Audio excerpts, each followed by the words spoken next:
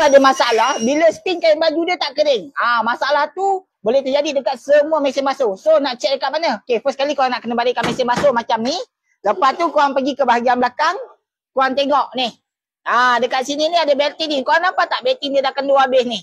Kalau belting dah kendur macam ni maksudnya belting ni dah makan lah ataupun belting ni dah start rosak. Jadi cara dia korang ada dua. First kali korang boleh cuba tegangkan belting ni balik. Macam ni kita buka lah. Buka dia punya skru kiri kanan. Sekadar longgarkan saja longgarkan kiri dan kanan. Lepas tu kita nak kena buat apa? Okay, kita tolak sikit motor ni ke bawah. Lepas tu kita ikat balik. Ni cara yang pertama lah. Kalau cara pertama ni korang boleh tiru lah 100% macam ni. Cuma korang nak kena ada T13. Macam ni kita pakai T13. Korang tengok. Dah tegang dah. Kalau macam ni kira okey lagi. Belting tak payah tukar baru. Tapi cara kedua. Belting ni dah makan. Dah habis dah. Dah adjust motor pun tak boleh juga.